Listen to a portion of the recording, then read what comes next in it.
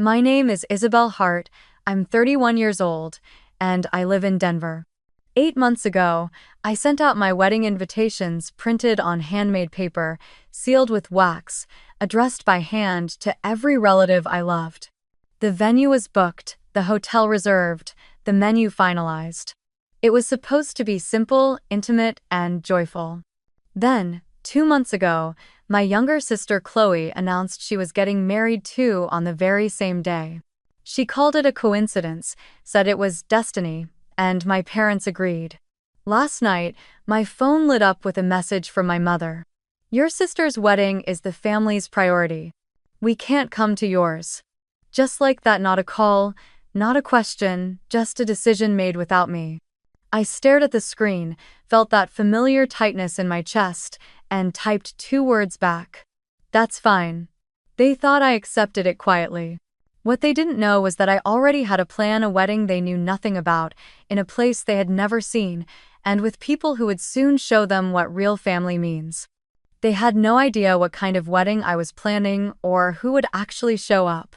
Have you ever watched your family choose someone else's happiness over yours?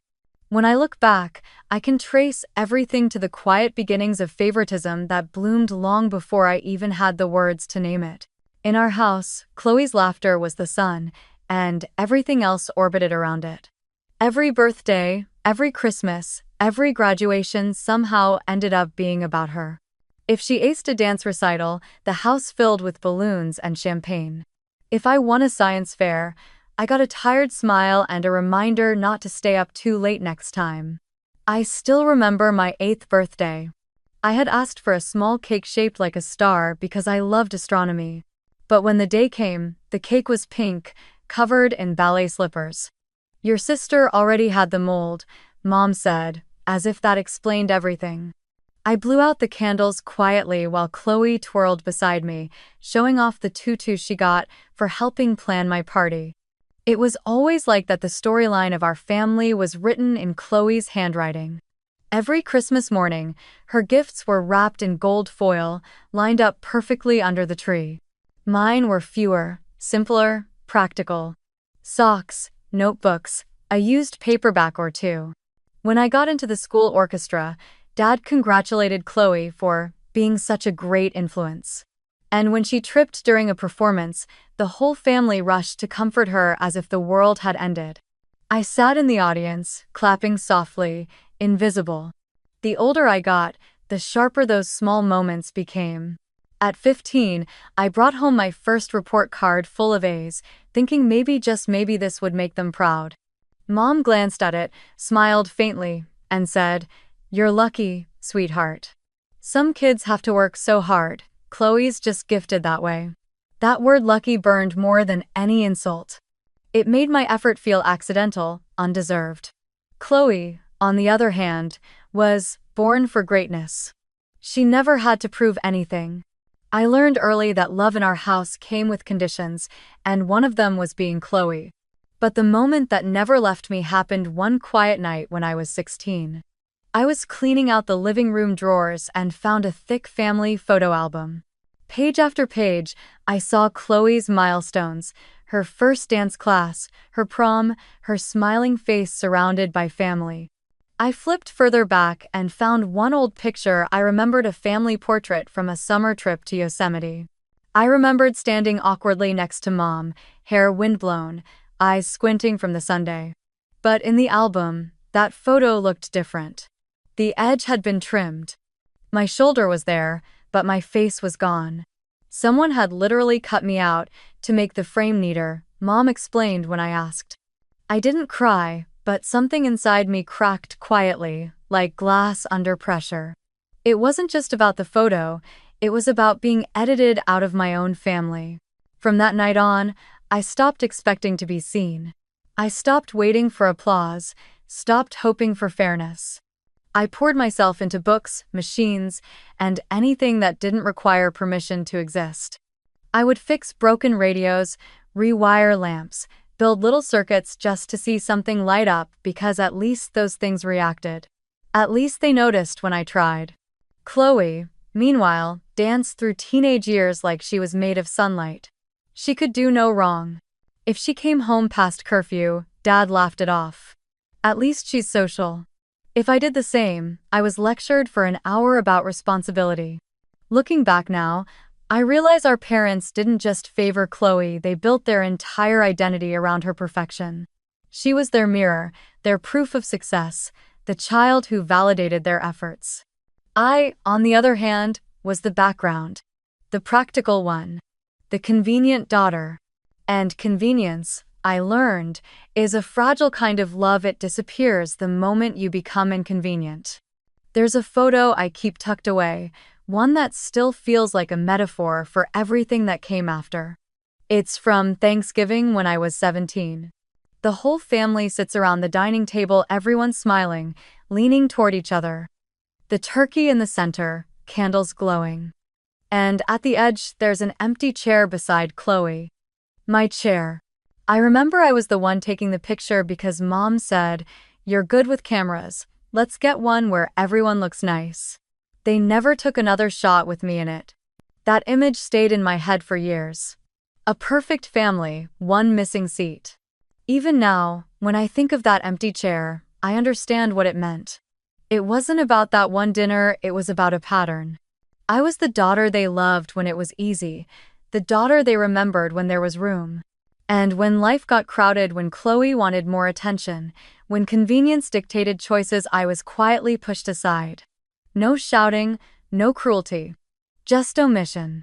And sometimes omission hurts more than words ever could. College was the first time I truly breathed. I left Indiana with a single suitcase, a second-hand laptop, and a scholarship to study logistics and supply chain management at Stanford. I remember standing outside the dorms my first night, the air smelling faintly of eucalyptus, my heart pounding with equal parts fear and freedom. For once, there was no Chloe nearby to outshine me, no constant comparison hovering like a shadow. I thought maybe, if I worked hard enough, I could finally become someone worth being seen.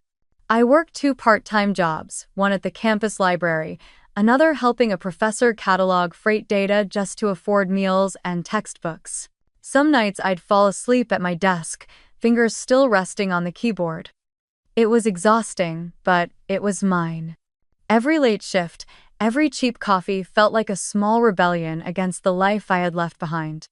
By my senior year, while other students were applying to corporate internships, I was sketching out ideas for a startup. It began simply.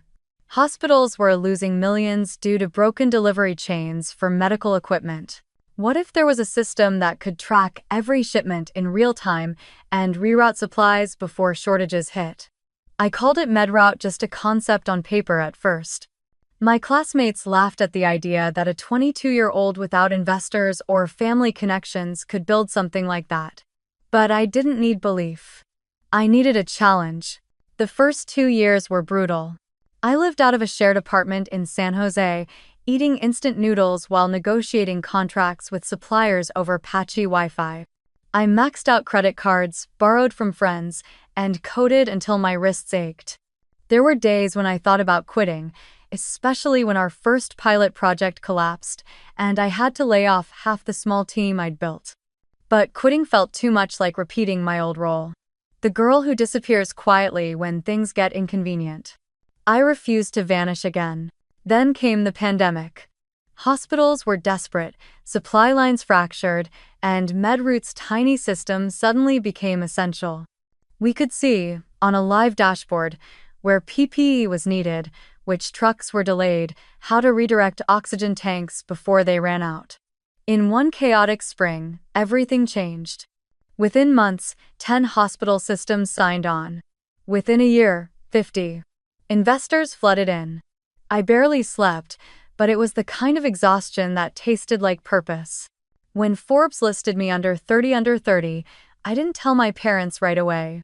I wanted to hear their voices light up, to feel them proud. But when I finally called home, Mom only said, "That's nice, honey. Chloe's firm just moved her to Boston. Can you believe how fast she's climbing?" Dad chuckled in the background. "That tech stuff is too complicated for us, but we're glad you're keeping busy." Keeping busy. That was their phrase for everything they didn't care to understand. Still, I kept moving. At 29, I sold MedRoute for over $100 million. The number didn't even feel real when it hit my account. It just sat there cold, silent, like an unacknowledged triumph. I celebrated not with champagne or a yacht, but with a quiet dinner alone, a bowl of pasta and a glass of red wine. That night, I looked out over the city lights and realized I had built something out of the very thing that used to define me: invisibility. I had turned it into drive. But even success didn't rewrite the story back home. When I visited for Thanksgiving that year, the conversation at the table revolved around Chloe's engagement. She flashed her ring under the chandelier, and Mom sighed. She's marrying into such a lovely family. I tried to tell them I'd been invited to speak at a global logistics conference in Geneva. Dad waved a hand and said, "You travel too much, sweetheart. It's not healthy. You should settle down like your sister." Obsection. That was the night I learned silence could be more powerful than any defense. I didn't argue. I didn't explain. I just smiled and cut my turkey. Inside, something shifted. The quiet became my strategy. I didn't need to prove my worth through their validation anymore. I could prove it through creation, through action. My success would never fit into their narrow script, but it didn't need to. I began to build a new life outside their orbit. I bought a small apartment overlooking the Denver skyline, filled it with the scent of cedar candles and the hum of solitude. I invested in young female founders who reminded me of the girl I once was: scrappy, overlooked, determined. I visited art galleries alone, took pottery classes, even learned to cook from scratch. With every new skill, every quiet evening, I felt myself rewriting the definition of family. It wasn't about blood. It was about who believed in you when no one else did. Years later, when my fiancé proposed, it wasn't in some grand display. It was in the kitchen, flour on our hands from rolling pasta dough. He looked at me and said, "You don't need to prove anything anymore. You've already built everything you were searching for." I laughed, not because it was funny, but because it was the first time anyone had ever said that to me. I announced my wedding 8 months in advance, partly out of excitement, partly out of habit. I had always been the planner, the careful one who thought ahead, who made sure there was room for everyone. I wrote the invitations myself, each one sealed with gold wax and a pressed olive leaf tucked inside, a small symbol of peace and belonging. I mailed them by hand, one by one, feeling like maybe this time, everything would finally fall into place. When I stopped by my parents' house to deliver theirs, Mom smiled politely as she read it. 8 months away? You're really organized, she said, before adding, "Don't worry, sweetheart, of course we'll be there." Dad patted my shoulder, his eyes already drifting toward the television. Still, for a moment, I believed them. Over the next few months, I poured myself into every detail of the day. The location was simple: a vineyard in Colorado's western slope, not too far from Aspen, surrounded by golden hills and lavender fields. The kind of place that didn't need decoration because beauty was already in the air. I had chosen it precisely because I thought my parents would love it. They'd always wanted to visit that region, and I imagined them sitting under the twinkle lights, watching me walk down the aisle, smiling like they used to in old family photos. It felt like the right thing to do, the adult thing, the hopeful thing. Then, 3 months before the wedding, Chloe called. Her voice was bubbling with joy. "We found our dream venue," she said breathlessly. "Can you believe it? It's available on the exact same date as yours. It feels like destiny." For a second, I didn't even process it. I thought maybe she was joking. "Wait," I said slowly. "You mean the same weekend?" "No," she laughed. "The same day." "Isn't that wild?" "But it's fine. We're on the East Coast, so it won't clash for guests who can travel later in the year." Ender 7. I sat there on the couch, phone pressed to my ear, staring at the snow falling outside my window. It wasn't just the words, it was the tone. Light, unbothered, as if she had claimed a date that was free for the taking, as if I hadn't chosen it first. 2 days later, I got another call this time from Mom. Her voice was careful, rehearsed. "Sweetheart, about the wedding dates. You know how Chloe is. She's very emotional right now. Her fiancé's family could only do that weekend, and, well, she's the baby. She really wants everyone there." I felt my throat tighten.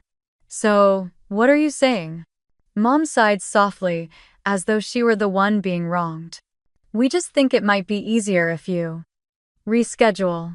You've always been so independent, and everyone's already planning to fly out east for Chloe's big day. It's just logistics." Logistics. The word landed like a knife, cruelly ironic, considering it was my career. They were asking me to move my entire wedding because it was logistically convenient for my sisters. For a long time, I said nothing.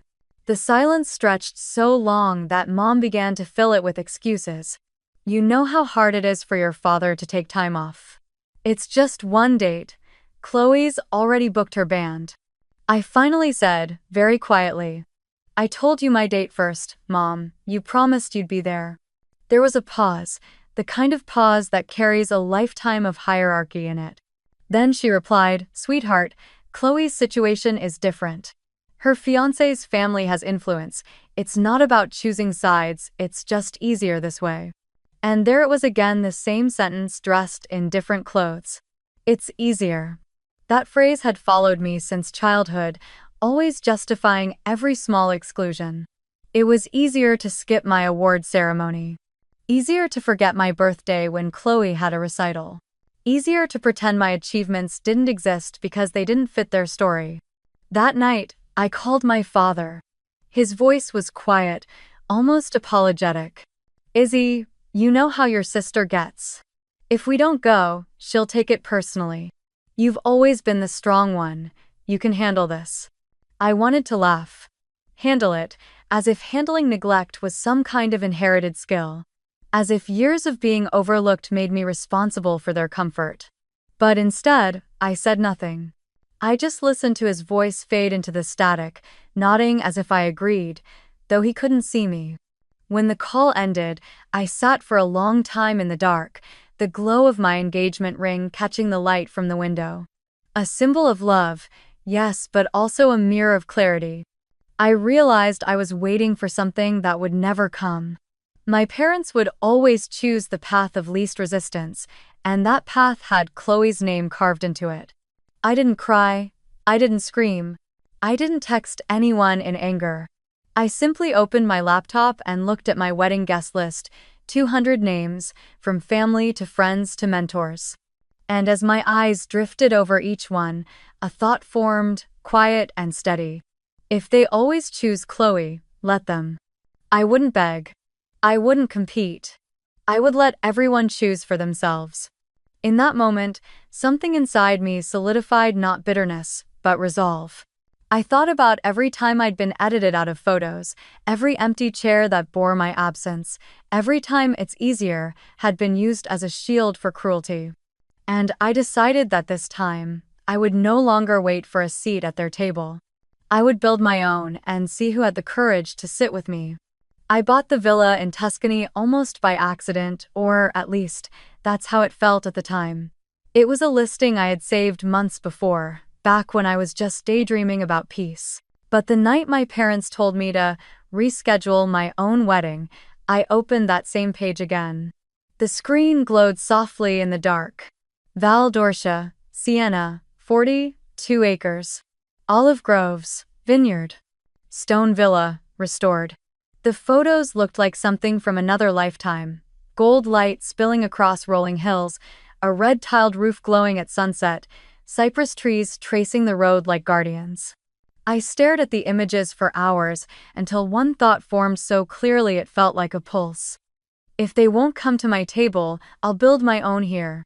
Within a week, I was on a plane to Italy. The villa sat at the edge of a small village named San Quirico, where time seemed to slow down. The air smelled of rosemary and warm earth. The old caretaker, Signor Rossi, handed me the keys with a proud smile and said in thickly accented English, "The house waits for someone who sees it." I didn't tell him how much that sentence felt like it was meant for me. When the heavy oak door creaked open, dust rose in thin beams of sunlight, swirling like memories waiting to settle. The floors were cool terracotta, the walls pale stone, each window framing a landscape too perfect to be real green valleys, a silver ribbon of a river, and far away, the faint bell of a church that rang exactly at noon.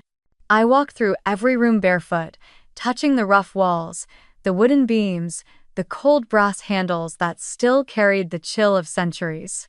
Behind the villa stretched acres of olive trees, old, gnarled, patient. Their leaves shimmered in the wind like tiny mirrors catching secrets of the Sunday. I stood among them and thought, this is what endurance looks like. Not loud, not flashy, just steady. I had spent years trying to prove myself to people who only notice noise. Now I wanted stillness. The purchase went through in silence. No social media posts, no announcement. It wasn't a trophy, it was a reclamation. The villa wasn't about status or revenge. It was the first place that felt like mine. When I signed the final document, I realized how symbolic it was, my name alone on the deed, no family signatures, no approval required. Over the following weeks, I began to restore it. I hired local craftsmen who treated the house like a living thing. Each morning, the scent of lime plaster and sawdust filled the air, blending with lavender from the fields. We replaced cracked roof tiles, polished the chestnut doors, rewired the lights. I designed the courtyard myself, a long stone table under a canopy of vines, hung with small golden lanterns that would glow like fireflies after dark. I pictured people sitting there, laughing, sharing food and stories, not because they had to, but because they wanted to. That image became the blueprint for everything. The villa would host a wedding, not the grand spectacle my family had envisioned for Chloe, but something smaller, truer. No choreographed dances, no gilded invitations, just sincerity. It won't be a performance, I wrote in my notebook, it will be a promise. I called my fiancé and told him my idea. Italy? He repeated, half laughing, half in awe. Are you sure? I've never been more sure, I said. If this wedding is going to mean something, it has to be ours, not theirs. He paused, then said softly, then let's do it. Let's make it real. As preparations began, I spent my mornings walking through the olive groves. The leaves whispered when the wind passed, the sound like gentle applause from the earth itself. I started to notice how life here moved differently. The locals didn't rush.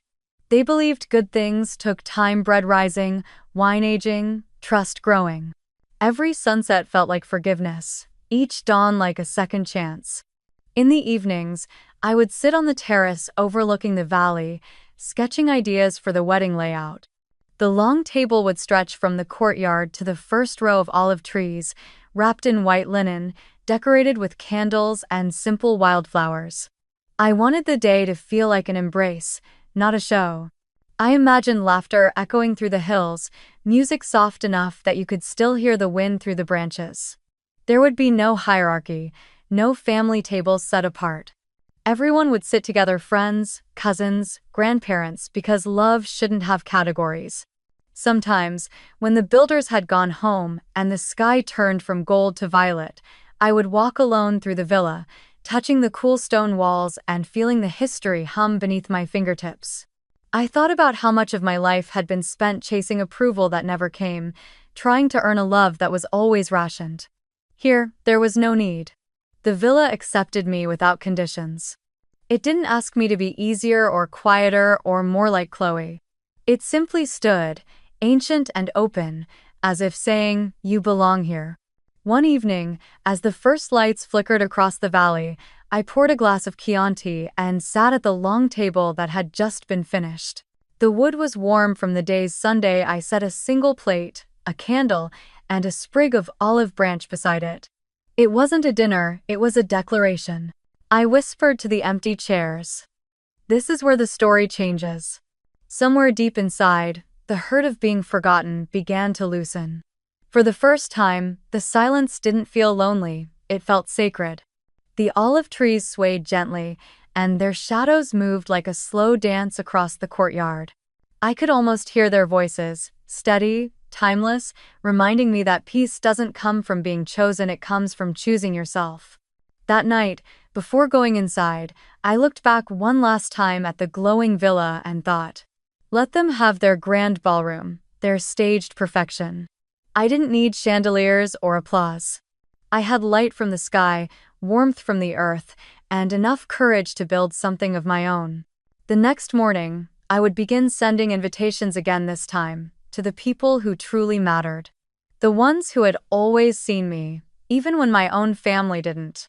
The wedding wouldn't be about proving anything. It would be about becoming whole. The first person I called was Rachel, my cousin. She was the one who always texted me on birthdays, even when my parents forgot. The one who once slipped me $20 at a family barbecue and whispered, "Don't tell anyone. I know how they treat you." Her number was still saved under the nickname Ray the Honest One. When she answered, her voice carried the familiar warmth of someone who never pretended. "Hey, Izzy, what's up?" I hesitated for a moment, then said softly, "Ray, I just wanted to let you know my wedding's still happening, same date, just not in Colorado." She paused. "Not in Colorado? Wait, did something happen?" I laughed lightly, though my throat tightened. Chloe decided to have hers the same day. Mom and Dad said they can't make it to mine. The silence on the other end stretched for so long I thought the call had dropped. Then Rachel exhaled sharply. "You're kidding me, they really after everything?" "Yeah," I said quietly. "They said it's easier this way." Another pause, but this time, it wasn't shock. It was weariness. "You know what?" Rachel said finally. "We're tired of watching you be treated like you don't matter. You don't have to ask me twice. Send me the location. We'll be there." Her voice cracked on that last word, we. It wasn't pity, it was solidarity. I told her about the villa in Tuscany, the olive groves, the courtyard with the long table under the vines. "It's small," I said. "Not fancy like Chloe's, but it's honest." Rachel laughed softly. "That's exactly what we need. Send the details, I'll tell Aunt Marianne." By the next morning, Aunt Marianne called me herself. Her voice trembled at first, then steadied into something firm. "Isabelle, I heard what happened. Your mother told everyone Chloe's wedding would be the family event. But I think we've all attended enough of their events, don't you?" I didn't know what to say. She continued. "Your wedding, it sounds peaceful, like something real. Your uncle and I talked last night. We're done pretending, we'll be in Tuscany." I closed my eyes and let the words sink in. The phrase kept repeating in my head like music.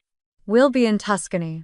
One by one, I reached out to the others. Eli, my cousin from Chicago, who used to sneak me extra slices of cake when we were kids. When I told him, he let out a low whistle. "So, they finally did it, huh? Picked Chloe over you again." "Yeah," I said. He chuckled, not out of amusement, but out of disbelief. "You know what? I'm not surprised, but I'm not playing their game this time. Text me the address, Izzy. I've been dying for an excuse to leave the country anyway." Next was Uncle Ray, the quiet one who never said much but always showed up early to help set up chairs or fix broken lights at family gatherings. He listened without interrupting. Then he said simply, "They've forgotten what family means." "You haven't. Tell me what day to fly out." The hardest call was Grandma Helen. She was the matriarch, the one who had always tried to keep peace even when the family fractured. I wasn't sure how she would react. When she picked up, her voice was frail but clear. "My Isabelle," she said softly. "Your mother told me I shouldn't travel so far at my age. But I've been alive long enough to know that distance isn't measured in miles. It's measured in who shows up when it matters." Tears welled in my eyes before I could speak. "Grandma, you don't have to." "Oh, I'm coming," she interrupted gently. "And I'll bring my best dress. The one I wore to your mother's wedding. I think it's time it sees something beautiful again." When the call ended, I sat at the kitchen table of the villa, the sun slanting through the window, lighting up the glass of wine I hadn't touched. I realized my hands were shaking not from sadness, but from something lighter, something like awe. What started as a quiet rebellion was turning into something far greater. Within 2 days, Rachel had created a group chat for their relatives. At first, it was called Wedding Plans, but after Grandma sent a message that said, "This is the first time our family is gathering for love, not obligation," Eli renamed it the Real Family Table. The name stuck. Every morning, new messages poured in. Photos of passport renewals, screenshots of booked flights, links to Tuscan Airbnb cottages near the villa. Aunt Marianne shared a picture of her old sun hat and captioned it, "Haven't worn this since '98. Tuscany, here we come." Rachel sent a video of her kids practicing Italian phrases, giggling through every mispronounced grazie. Even Uncle Ray, the quiet one, texted a simple thumbs-up emoji, his way of saying everything he couldn't in words. No one mentioned my parents. No one mentioned Chloe. It was as if the entire family had silently agreed to rewrite the story. One evening, as I sat on the villa terrace scrolling through the chat, I saw Grandma's latest message appear. For years, I've watched Isabelle being left out, but this time, I think we're all tired of attending a show. We want to attend something real. Within minutes, heart emojis filled the screen. That night, I opened my laptop and looked at the RSVP list. At first, it had been nearly empty. Now, the column beside each name glowed green. Yes, yes, yes, yes. Rachel and her family. Eli and his partner. Aunt Marianne and Uncle Ray. Grandma Helen. Even distant cousins from Oregon and Toronto had written, "Count us in." I leaned back in my chair, staring at the olive trees swaying gently outside. I didn't feel triumphant. I didn't feel vengeful. What I felt was something pure, like truth unfolding slowly, at its own pace, the way dawn spills across the hills. This wasn't revenge. It was revelation. The kind that doesn't need to shout. For the first time, I realized I didn't have to fight to belong. I didn't have to prove anything. The people who saw me really saw me were already finding their way here. I didn't chase them. I didn't beg. I simply built a table, and they chose to sit down. As the sun dipped behind the Tuscan hills, painting the villa walls in gold, I whispered into the quiet, "It's not about who didn't come, it's about who did." And for the first time, I truly believed it. The days leading up to the wedding felt like something out of a dream, soft, golden, unhurried. Tuscany in early September glowed like a painting, and every sunrise seemed to whisper that I had made the right choice. The villa, once a quiet refuge of stone and silence, was now alive with motion and laughter.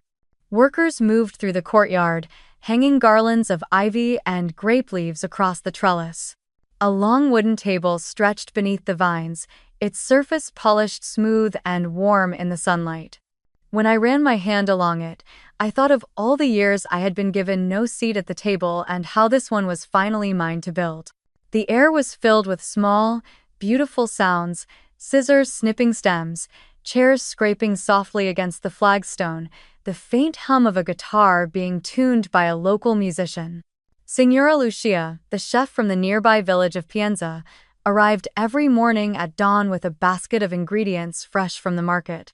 She had silver hair tied in a low bun and eyes that carried the calm of someone who had spent her whole life feeding people from the heart.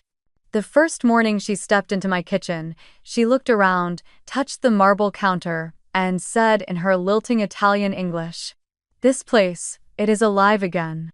Allù. Together, we planned a 6-course menu that felt like a love letter to Tuscany: handmade peachy pasta with truffle butter, bistecca alla fiorentina grilled over olive wood, roasted vegetables with rosemary and sea salt, and for dessert, Lucia's own family recipe of tiramisu layered with espresso and marsala wine. When I told her I didn't want the dinner to feel extravagant, she nodded firmly. "No performance," she said, wagging a finger. "Only sincerity. Food should hug, not impress." I'm great. The table setting reflected the same spirit. I chose no gold cutlery, no glittering crystals, just cream-colored linen, clay plates handmade by a local artisan, and simple glass bottles filled with olive branches and blush roses. Each napkin was tied with a piece of raffia and a sprig of lavender, releasing its fragrance the moment it was lifted. When the sun began to dip, we would light the hanging lanterns strung along the trellis, hundreds of them glowing like captured fireflies. For the gifts, I wanted something that wasn't decorative, but meaningful. So I worked with a small olive press in the village to produce bottles of cold-pressed olive oil from the very trees behind the villa. Each bottle bore a label printed in soft gold. For showing up. It wasn't just a thank you gift, it was a message. A quiet acknowledgement that presence itself was love.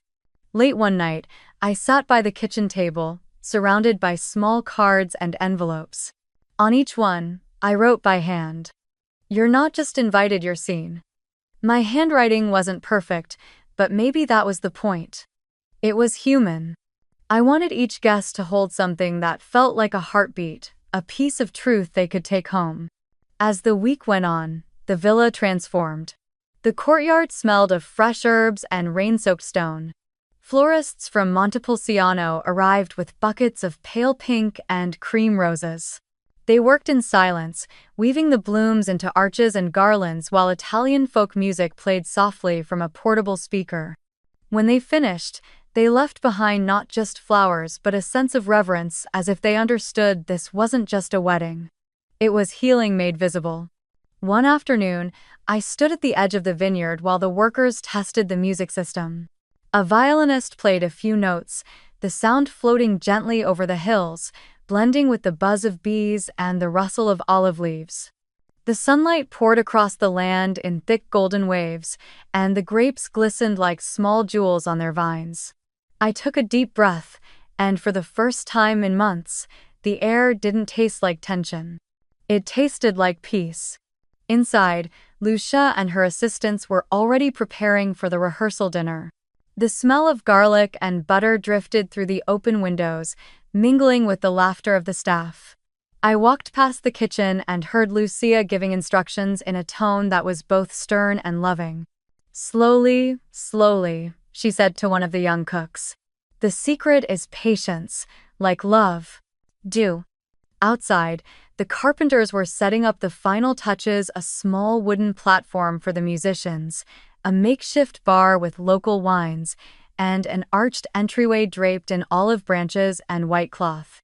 When I asked them how it was going, one of them smiled and said, "Every wedding we build is beautiful, but this one feels honest." That night, when the sky turned indigo and the crickets began to sing, I wandered alone through the courtyard. The lanterns swayed gently in the breeze, scattering amber light across the stone walls. The long table stood ready, waiting. I imagined the laughter that would soon fill the air, the sound of Rachel's kids chasing each other through the vineyard, the low murmur of conversation, the clinking of glasses under the stars. I could almost hear Grandma Helen's voice, soft and steady, saying, "See? This is what family should have always been." I walked to the far end of the table and sat down, resting my palms against the cool wood. It struck me how far I had come from the girl edited out of family photos to the woman who had built her own place of belonging. The olive trees whispered in the wind, their leaves shimmering like quiet applause. Lucia stepped out from the kitchen then, her apron dusted with flour. "Everything is ready for tomorrow," she said, wiping her hands. "You should rest." I nodded but didn't move. "Lucia," I asked softly, "why do people always gather around food?" She smiled, eyes crinkling. "Because food tells the truth. It says, 'I want you here.'" When she went back inside, I stayed a while longer, watching the lanterns sway. Tomorrow, these empty seats would be filled with people who chose me not out of obligation, but out of love. And that was the quiet miracle of it all. I didn't need revenge, or validation, or anyone's apology. I only needed this: the sound of wind in the olive trees, the scent of rosemary in the air, and the promise of belonging I had built with my own hands. As I finally stood to leave, the horizon glowed faintly gold. The villa looked almost alive in the moonlight, its windows like watchful eyes, its walls warm with the memory of everything it had seen. I touched the door frame before stepping inside, whispering, "Tomorrow, we begin again." Axer O. And somewhere in the stillness of the night, it felt like the land itself whispered back, "Welcome home." The morning of both weddings arrived, two different worlds unfolding under the same Sunday. In Boston, the air was thick with humidity and nerves. Chloe's ceremony was held in a grand hotel ballroom draped in silk and crystal.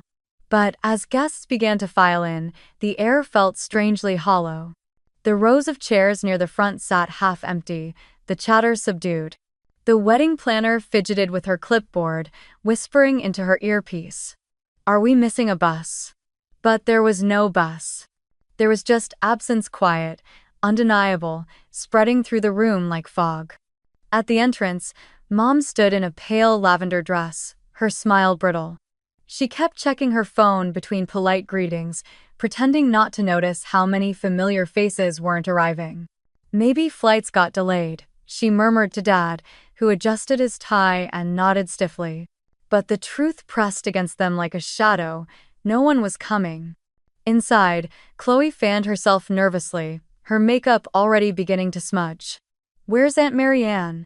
And Grandma?" she whispered to her maid of honor. The woman only shrugged, glancing toward the door. The photographer was circling the room, adjusting his angles, quietly avoiding the empty rows. "Maybe we can move everyone forward," he suggested gently, "to make the photos fuller." Chloe forced a laugh, but her voice cracked. Across the Atlantic, in Tuscany, the same sun spilled gold over the olive fields. The villa shimmered like it had been painted by the light itself. The courtyard hummed softly, not with chatter, but with warmth. Rachel's children were chasing each other between the vines, their laughter mingling with the sound of Eli's guitar tuning under the trellis. Grandma Helen sat in the front row, her hand curled around a small olive branch she had plucked that morning, the symbol of peace and endurance. Isabelle stood by her bedroom window, watching the hills turn honey-colored. The breeze lifted the white curtains as she slipped into her gown's simple silk, soft and unadorned, glowing faintly in the sunlight. Lucia had insisted on pinning a small sprig of olive leaves in her hair, saying, "Per la fortuna," for good fortune. Isabelle smiled, her reflection calm, grounded. There was no stage, no performance, only truth waiting to unfold. Back in Boston, the ceremony began. Chloe walked down the aisle, bouquet trembling slightly in her hands. Her eyes darted across the room, so many missing faces, so many chairs draped in white but untouched. Whispers began to ripple among the guests. "Where's the rest of the family? Didn't her cousins used to come to everything? Strange, not even Grandma?" Mom's smile froze tighter. Dad clapped politely when the officiant mentioned family unity, but his eyes flickered toward the back of the room, where two entire tables remained empty. The air felt heavy, rehearsed, suffocating, a show being performed for no one. Meanwhile, in Tuscany, the scene unfolded like a breath released. Guests were already seated beneath the grapevines, the long wooden table lined with wildflowers and candles. The hills rolled endlessly beyond, the light soft and forgiving. Eli strummed the opening chords of a gentle melody as Isabelle stepped out from the villa's stone archway, the train of her gown whispering against the courtyard stones. When she appeared, everyone rose instinctively.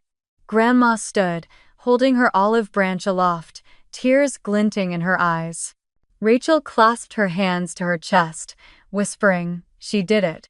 Even the staff paused for a heartbeat, watching her cross the courtyard as the golden light poured over her shoulders. There was no orchestra, no choreographed walk. Just the hum of guitar strings, the rustle of the vines, and the soft sigh of the Italian wind. The officiant, a local friend of Lucia's, spoke in slow, melodic English, his accent rich and warm. "Today," he said, "is not about what was absent, but about what has arrived. Love is not measured by how many are invited but by who shows up." Isabelle looked around the table, at every face glowing in the dusk, faces that had once turned away from gatherings filled with favoritism, faces that had chosen her now. She began her vows not from paper, but from memory, her voice steady and low. "To those who show up," she said, pausing as a breeze passed through the olive trees, "this love is for you. For the ones who came even when it wasn't easy. For the ones who believed I was enough before I proved it. For the ones who stayed." Rachel wiped her eyes. Eli played a soft chord in the background, the notes trembling in the golden air. Grandma nodded slowly, whispering, "That's my girl." Back in Boston, Chloe repeated her own vows, her voice faltering halfway through. The room felt smaller now, the silence louder. Someone sneezed, someone else coughed. When the officiant asked, "Is there anyone who objects?" the pause that followed was long enough for everyone to feel how empty the air had become.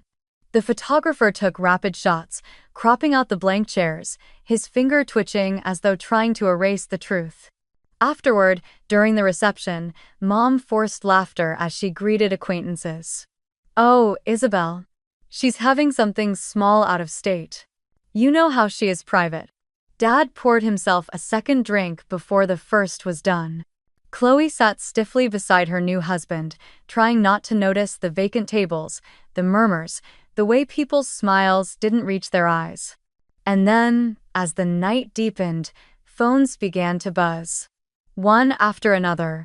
A cousin Eli, of course, had posted photos from Tuscany. The images spread like wildfire through the family group chats and social media. Isabelle under the grapevines, smiling beside her husband as Rachel's children tossed rose petals into the air. Grandma Helen holding the olive branch high as everyone clapped. The long wooden table glowing under lanterns, surrounded by faces full of laughter and life. In one photo, the entire family stood together, arms linked, cheeks shining in candlelight, the Tuscan sky painted violet behind them. At the center was Isabelle, serene, radiant, unforced. When the photos reached Boston, the ballroom seemed to freeze. Guests began murmuring, turning their phones toward each other. "Wait, isn't that the family? They're all in Italy?" Isabelle's wedding looks incredible. At the head table, Chloe's hand stopped midair, her glass trembling. Mom leaned over, squinting at the screen one of her friends was showing her. The blood drained from her face. Dad's forced smile vanished, replaced by stunned silence. No one spoke for a long time. Then someone muttered, almost under their breath. They couldn't breathe. The photographer, sensing the tension, hesitated before snapping another picture. Chloe looked directly into the lens, her eyes glistening, her lips tight. It was the kind of photograph no one frames, but everyone remembers. And far away, in Tuscany, Isabelle raised her glass under the stars and said softly, "To showing up and to the family we choose." The guests cheered. Laughter echoed through the valley. And for the first time in her life, Isabelle wasn't waiting to be seen. She was living in the light of being truly chosen.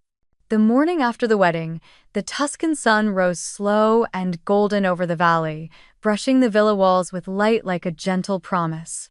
The air still carried the sweetness of last night's laughter, faint echoes of music, clinking glasses, and the hum of voices that had felt like home. The long wooden table was now scattered with petals and empty wine glasses, traces of joy left behind. I sat on the terrace with a cup of coffee, watching the olive trees shimmer in the wind. My dress hung by the window, still faintly scented with lavender and wood smoke. For once, my mind wasn't racing to the next thing. It was still, whole. And in that stillness, my phone began to buzz. It was Mom. For a moment, I considered letting it ring out. But something inside me whispered, "Answer not for them, but for closure." I swiped the screen, holding it to my ear. Her voice came sharp, tense, already breaking. "Isabelle, how could you do this to us? Do you have any idea how embarrassed we were yesterday? Everyone at Chloe's wedding was talking about your little event in Italy. You made us look like fools in front of our own family." I sipped my coffee slowly, watching the sunlight crawl across the table. I didn't do anything, Mom, I said quietly. I just had my wedding. The people who wanted to come, came. You split the family in half, she snapped. Do you understand what that looked like? We were humiliated. Even Pastor Green asked where your grandmother was. Can you imagine? How could you put us in that position? I let her words hang in the air. They didn't sting anymore, they just sounded tired. I didn't split the family, I replied calmly. I simply stopped standing where I wasn't welcome. Everyone chose where they wanted to be, where they felt seen. There was a beat of silence, then the sound of her voice tightening with frustration. You think you're the victim in all this? You made us look heartless, Isabelle. Do you have any idea what people are saying about us? Before I could answer, another voice cut in, firm, low, and unmistakable. Judy. Mom froze. It was Grandma Helen. I smiled faintly and turned on the speakerphone. Hi, Grandma. Hello, my dear, she said, her tone soft before hardening as she turned her attention back to my mother. Judy, maybe now you finally see what happens when you forget who your family really is. Mother, please. Mom started, her voice trembling. No, Grandma interrupted. I've watched you and Robert push this girl aside her entire life. Every holiday, every celebration, it's always been Chloe this, Chloe that. Do you remember the year you gave her the gold bracelet and told Isabelle she was too old for gifts? Do you remember the graduation you missed because Chloe had a hair appointment? I do. And now you're angry that people finally saw the truth you've been hiding for decades. Dad's voice appeared faintly in the background, trying to sound reasonable. Mother, that's not fair. We didn't forget Isabelle. We just chose the easier wedding to attend. Boston was closer. We thought it made sense. Grandma's voice sharpened like a blade. No, Robert, you didn't choose what made sense. You chose comfort over conscience. You went where you wouldn't have to face the consequences of your own favoritism. And the rest of us? We went where love actually lived. The line went dead silent. I could almost hear their breath on the other end, caught between guilt and disbelief. Finally, Mom spoke again, her tone softer but still defensive. You make it sound so simple, Mother. You don't know what it's like to manage both daughters, to make everyone happy. I don't need to know, Grandma said, her voice steady. Because love isn't management, Judy. It's showing up.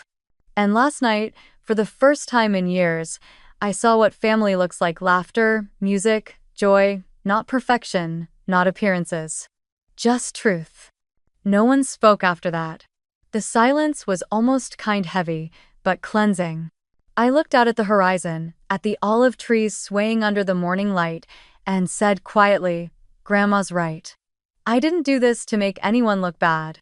I just stopped chasing a place where I wasn't invited. Dad cleared his throat. You're still our daughter, Isabelle. We didn't mean for it to turn into this. But it always does, I said gently. You didn't have to choose sides, you just had to show up. Another silence, longer this time. I could picture them sitting in their kitchen back in Indiana, the walls lined with photos where I was always in the corner, always slightly out of frame. Finally, Mom sighed, the sound small and thin. You hurt us, Isabelle. No, I said softly. I just stopped letting you hurt me. The quiet that followed was the kind that ends things. Not with shouting, not with tears, but with truth that can't be undone. Grandma's voice broke the silence one last time, low but firm. I think that's enough, Judy. Let her be. She's earned her peace. I smiled faintly. Thank you, Grandma. Mom murmured something I couldn't quite hear, a half-formed apology that dissolved before it reached the air. Then the call ended. I stared at the phone for a moment before placing it face down on the table. The valley stretched out before me, the sky wide and endless. The same sky that had hung over every year of being overlooked, now filled only with light. Lucia came out from the kitchen, wiping her hands on her apron. Everything okay? She asked. I nodded, smiling softly. It's more than okay. She tilted her head, curious. You look different today. I finally stopped begging for a seat, I said, my voice calm, and built my own instead. Lucia smiled knowingly, glancing toward the long table still set from the night before, olive leaves scattered, candles half melted, sunlight catching on empty glasses. Then, you'll never eat alone again, she said. I laughed, quiet and free. The air was warm on my face, and somewhere in the olive grove, a bird began to sing. For the first time in my life, I didn't need anyone's approval, apology, or permission. I had found my own table and the people who chose to sit at it. The week after the wedding unfolded like the gentle afterglow of a long, golden sunset. Tuscany had gone quiet again, the guests had flown home, the musicians had packed their guitars, and the lanterns under the vines had been taken down. Yet, even in the stillness, the villa still breathed warmth. The scent of olive oil and roses lingered in the air, and laughter seemed to echo faintly in the stone walls, as if the joy of that night refused to fade. That morning, I woke to dozens of notifications from the family group chat, the real family table. Rachel had uploaded a series of photos. The long wooden table bathed in the honey light of sunset, Grandma Helen holding her olive branch with that soft, knowing smile, the children playing tag under the trees while Lucia served trays of pasta steaming in the dusk. The images carried more than memory, they radiated peace, a kind of quiet redemption that everyone seemed to feel. Under the first photo, Eli had written, "You gave us the family we always wanted." Oh, then Aunt Marianne added, "For the first time in decades, I didn't feel like we were pretending to be happy." A few cousins chimed in after, their messages bubbling with laughter and warmth. "Next year, Tuscany again," one wrote, followed by a flood of heart emojis and olive branch icons. Someone changed the group's header photo to the image of us all at the table, heads tilted toward one another, eyes glowing in candlelight. No one posed, no one performed. It was imperfect, blurry, and utterly real. As I scrolled, a feeling washed over me, not pride, not triumph, but something softer. I realized that what I had built wasn't just a wedding, it was a homecoming. Later that afternoon, as the light turned mellow, I sat on the terrace with a cup of tea and watched the valleys stretch endlessly below. My phone buzzed again, this time, a notification from social media. Chloe had posted her wedding photos. The images were technically perfect, crisp lighting, expensive decor, a ballroom filled with crystal chandeliers. But the comments were sparse, the likes fewer than I would have expected. Her caption read, "The happiest day of my life surrounded by love." Yet the photo told another story. Behind the smile, there was a stiffness, an emptiness in the crowd. The comment section was quiet for hours until one of her friends finally wrote, "Beautiful Chloe," followed by a lone heart emoji. I stared at the photo for a while, not out of malice, but out of reflection. The girl who once would have felt vindicated by this silence was gone. I didn't feel satisfaction, only a deep, calm understanding. I typed a short comment under her post. I hope it was beautiful. And I meant it. There was no need to compete anymore. No scoreboard, no secret satisfaction. The story had already rewritten itself, and not through vengeance, but through truth. That evening, Rachel called. Her voice crackled with warmth over the line. "I still can't believe it, Izzy," she said. "Do you realize what you did? You gave us a reason to come together again." Even Uncle Ray said it was the first time he saw Grandma laugh that freely in years. I smiled, tracing the edge of my cup. It wasn't me, it was everyone who decided to show up. Rachel chuckled. "Still, you started it, you built the table." I looked out over the olive trees swaying gently in the breeze. "Maybe," I said. "But it doesn't belong to me anymore, it belongs to all of us." As the sun dipped below the hills, a new message appeared in the group chat. It was from Grandma. The world keeps chasing grand weddings and perfect pictures. But what happened in Tuscany wasn't about perfection, it was about people remembering how to love. Beneath her message, the replies came fast. Eli. Couldn't have said it better. Rachel. Count us in for next year. En Marianne. Sam Villa, Sam Table, Same Love. A blang. I scrolled through the thread, smiling quietly to myself. It was as if something broken for generations had been mended, not loudly, not ceremoniously, but with small, steady stitches of truth. A few hours later, I received a text from an unknown number. Chloe. I saw the pictures. Tuscany looked nice. I hesitated for a moment, then replied simply. Me. It was peaceful. I hope you're happy. 3 dots blinked for a long time, then vanished. No response followed. And, somehow, that was enough. I leaned back against the chair, letting the night air wrap around me. The villa lights glowed softly through the windows, casting gentle halos across the courtyard. I could still hear faint laughter from the memories that had taken root here, the kind that would linger long after everyone had gone home. Healing, I realized, doesn't always arrive like thunder. Sometimes it comes quietly in shared meals, in unspoken forgiveness, in a single olive branch passed across a table. I took one of the leftover gift bottles, the olive oil labeled for showing up, and placed it on the shelf above the fireplace. It caught the light from the lanterns outside, gleaming gold. I thought of how many years I had spent waiting for someone to hand me approval, to finally say, "You did enough." But I no longer needed that sentence. The next morning, when I opened the group chat, there was one final message from Grandma, sent just before dawn. Maybe next Christmas, we gather again, not because of obligation, but because love is reason enough. I stared at it for a long time, my chest warm with something wordless. It was no longer about winning or proving anything. The truth had already done its quiet work. What remained was belonging and the peace that comes when you finally stop fighting for recognition and start living in gratitude. I looked out over the endless rows of olive trees, their silver leaves catching the light, and whispered, "Yes, Grandma, next year, again." And in that moment, I understood this wasn't revenge anymore. It was renewal. A week after the last guest had flown home, Tuscany settled back into its quiet rhythm, the hum of cicadas, the whisper of olive leaves, the smell of warm earth after a light rain.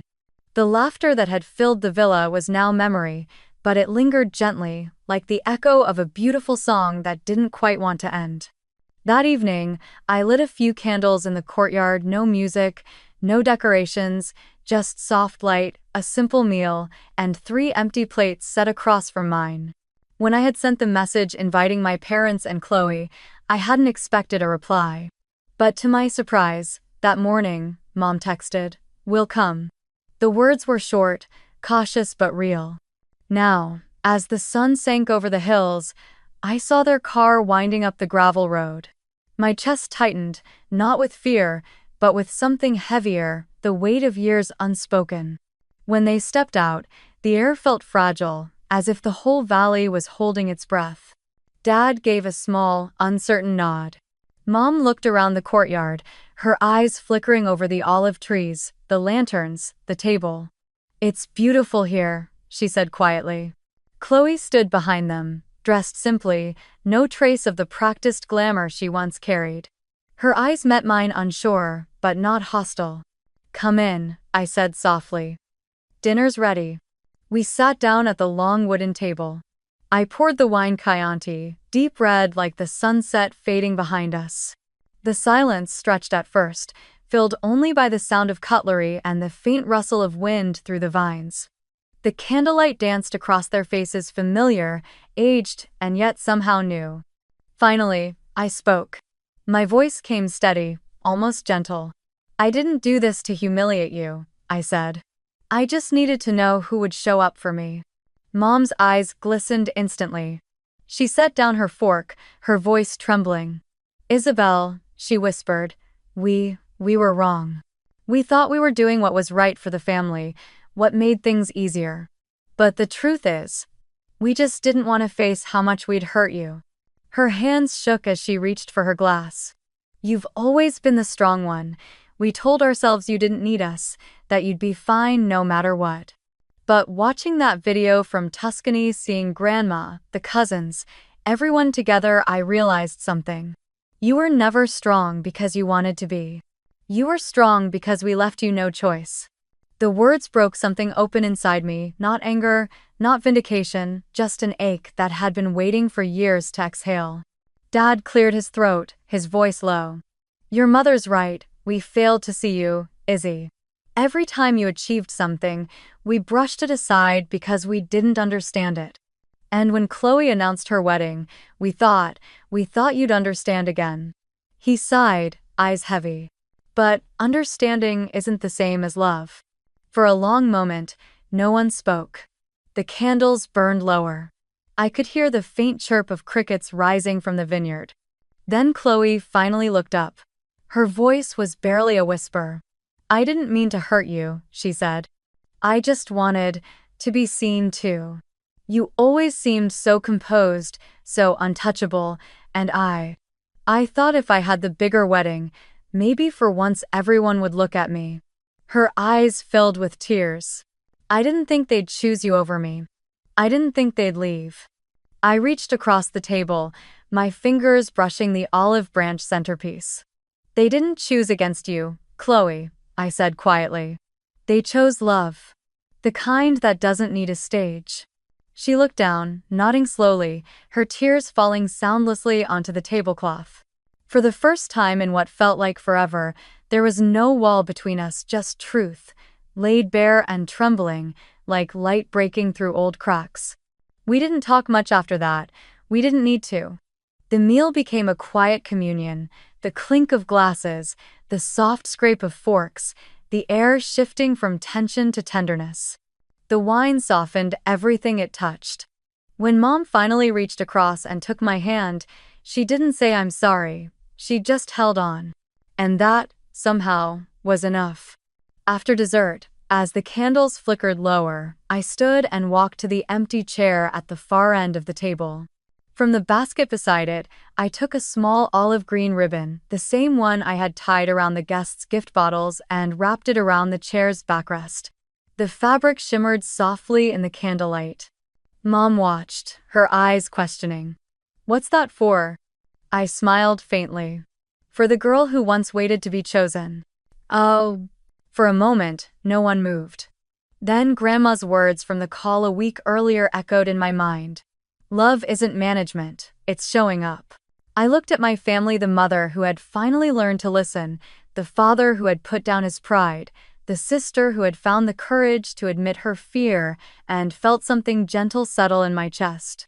Forgiveness wasn't grand or loud. It didn't need to be declared. It simply arrived when the fighting stopped. When they left later that night, the air had grown cool and still. Chloe hugged me before getting in the car, her arms tentative but real. Mom lingered at the door, tears glistening in her eyes. Can we come back sometime? She asked softly. Of course, I said. There's always a seat. When the taillights disappeared down the hill, I returned to the courtyard. The candles had almost burned out, their last flames small and steady. I sat beside the empty chair, tracing the olive ribbon with my fingers.